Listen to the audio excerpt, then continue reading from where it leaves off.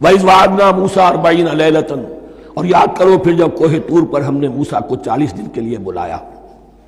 ثُمَّ اتَّخَذْتُمُ الْعِجْلَ، ان کی غیر حاضری میں تم نے بچھڑے کی پرستی شروع کر دی، اسے معبود بنا لیا.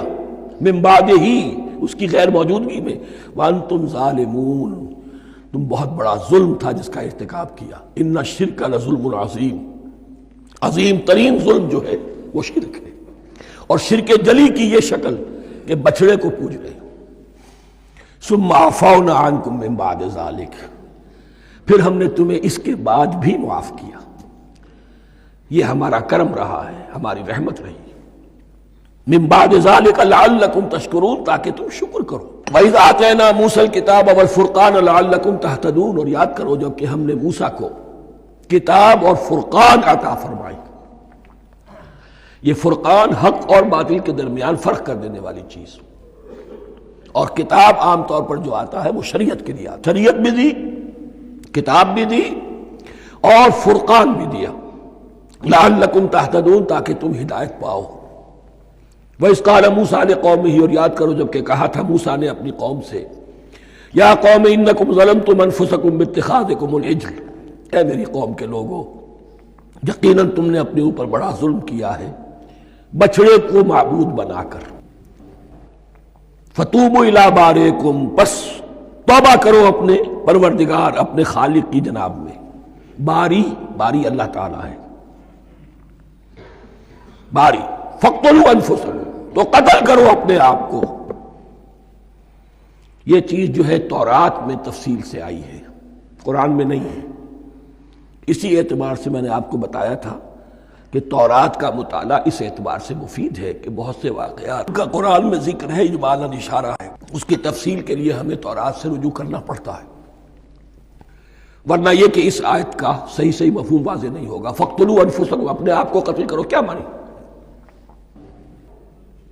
یہ قتل مرتد کی سزا ہے. وہاں معلوم ہوتا ہے کہ حضرت موسیٰ نے یہ حکم دیا. 12 قبیلے تھے، ہر قبیلے میں سے کچھ لوگوں نے یہ کفر اور شرک کیا، باقی لوگوں نے نہیں کیا. انہیں حکم دیا گیا کہ اپنے قبیلے کے لوگ ان کو قتل کریں جو ان کے قبیلے میں سے اس کفر کے مرتکب ہوئے. انفسکم سے مراد یہ اپنے قبیلے کے لوگوں کو تم قتل کرو. اس لیے کہ قبائلی زندگی جو ہوتی ہے آپ کو معلوم ہے، اس میں کوئی اور قبیلہ ہاتھ لگا دے تو قبائلی عصبیت بھڑک اٹھے گی. 70,000 یہودی قتل ہوئے. اس سے بڑی توبہ اور ممکن نہیں، اس سے بڑا پرج. کسی بھی آئیڈیالوجیکل پارٹی کے اندر پرج بہت ضروری ہوتا. کچھ لوگ آ گئے ایک نظریے کو قبول کر کے، رفتہ رفتہ نظریہ اوجل ہو گیا، کچھ مفادات، کچھ چودراہٹیں یہ مقدم ہو گئی. اسی سے جماعتیں خراب ہوتی ہیں، غلط راستے پہ پڑ جاتی ہیں، تحریکیں بھٹک جاتی ہیں. تو آئیڈیالوجیکل پارٹی، نظریاتی جماعتیں پرج کرتی رہتی ہیں کہ جو بھی ہمارے نظریے سے ہٹ گئے اب ان کو ہم کاٹ کر علیحدہ کر. یہی سے قتل مرتد. تو یہ چیز حدیث میں ہے یا پھر قرآن میں یہاں ہے. اس حوالے سے جو لوگ ہمارے ہاں بعض علماء بھی ہیں، جدید دانشور ہیں، جو قتل مرتد کی جو حد ہے اسلام میں اس کو تسلیم نہیں کرتے. لیکن میرے نزدیک یہ شریعت موسوی کا تسلسل ہے کہ شریعت موسوی کی جس شے کو بدلا نہ گیا ہو، جس کے بارے میں صراحتاً یہ معلوم نہ ہو کہ یہ شے تبدیل کر دی گئی، تو وہ شریعت محمدی کا جز بن گئی. زنا پر رجم کا معاملہ بھی یہی ہے. قرآن مجید میں رجم کی صریح آیت کوئی موجود نہیں ہے، حدیث میں ہے. قرآن مجید میں مرتد کے قتل کے لیے کوئی آیت موجود نہیں ہے، حدیث میں ہے، سنت میں ہے. اور دونوں کی کا جو منبع ہے وہ اصل میں تورات ہے. تو اس بات کو اچھی طرح نقل کر دیجئے. یہ جگہ اکثر لوگ جو ہے یہاں بہت سرسری طور سے گزر جاتے ہیں، یہ بہت اہم ہے. اور اس کے لیے تورات کی طرف رجوع کیجئے. 70,000، 6 لاکھ کل تھے. جب یہ مصر سے نکلے ہیں 6 لاکھ تھے.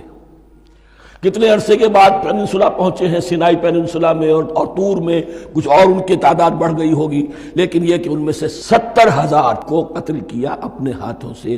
ہر قبیلے نے اپنے جو مرتد تھے ان کو اپنے ہاتھ سے قتل کیا.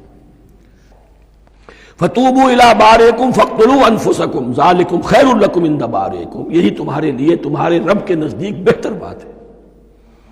فتاب علیکم، تو اللہ نے تمہاری توبہ قبول کر لی۔ توبہ قبول کس طرح ہوئی؟ یہ تزکیہ ہوا ہے امت کا کہ ان میں سے جن لوگوں نے اتنی بڑی غلط حرکت کی ہے ان کو کاٹ کر، ذبح کر کے، ان کو قتل کر کے پھینک دیا گیا۔ انہ هو التواب الرحیم، یقیناً وہ تو ہے ہی بہت توبہ کا قبول فرمانے والا